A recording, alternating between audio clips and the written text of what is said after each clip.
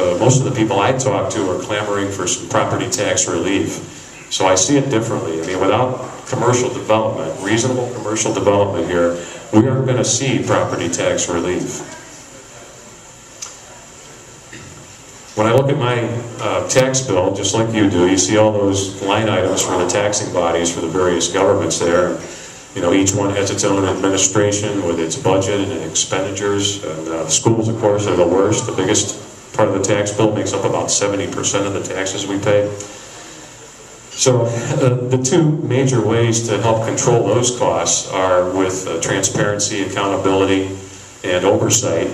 And that's what we are counting on Samantha and Mike for helping us out with at the school board level. And then, of course, we have to be vigilant and demand that same accountability from all the other taxing bodies on there. But the other big way that we can help, and this is where the village comes into play, to echo Ted's remarks, is with good common sense commercial development. We have to break down those barriers.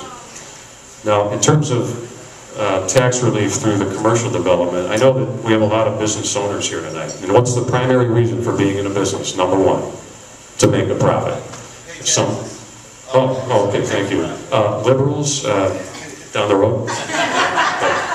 Okay. Some folks will say, well, it's to create jobs or to be a steward for the community. And of course, business owners, you like the personal freedom. And those are all wonderful things, but I would say that those are actually byproducts to the pursuit of profits. And I know that your Tea Partiers, all of you understand these things. Why am I saying these things to you now? Because not all of you know me very well yet.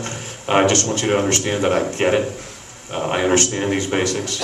I've been in sales and marketing and management for the last 20 years. A few of those years I ran my own small business, so I understand the kinds of things that a business faces.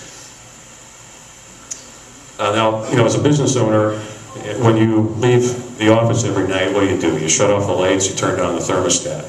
Why do you do that?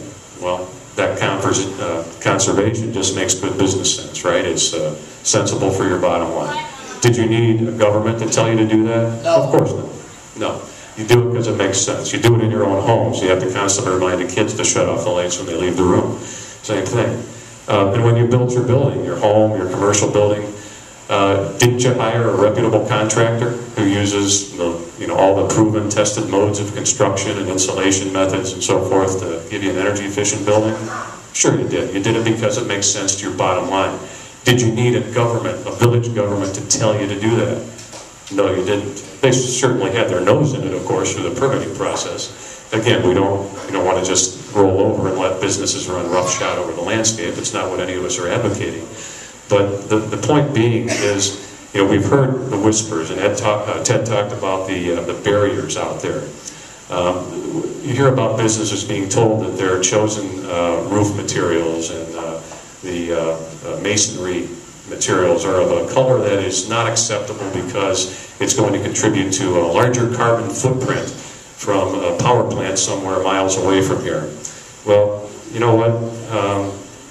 Whenever you tell businesses that they have to make changes like that, those changes represent hard costs. Hard costs right now, today, that have to be paid in exchange for very speculative, cross your fingers, hope they come, benefits at some point in the future. We know that the Green Initiative, now I'm for clean water and air, I have to breathe it too, just like tree huggers do, right? So I'm not advocating that we start polluting, of course not. What I'm talking about is common sense.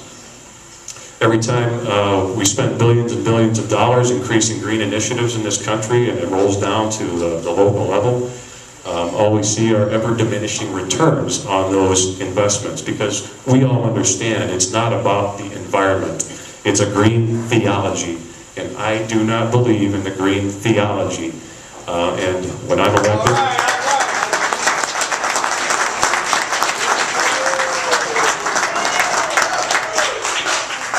I worship the God of Abraham, Isaac, and Jacob, not some notion of a Mother Earth. And every time we tell businesses they have to change things and spend more because we're trying to get them to meet some kind of trumped-up spec, all it means is either they go away or they bite the bullet and do it, and then they have to charge more for the products and services that they provide us here. So either way, we spend more money, we lose out. So, and let's face it, the types of businesses that we're looking for, we're not looking for smokestacks and factories. That's really not going to happen here in Homewood Glen. We're talking about retail establishments, businesses that run professional services, doctors, things like that. Buildings that come with a proven blueprint that work. They're fine.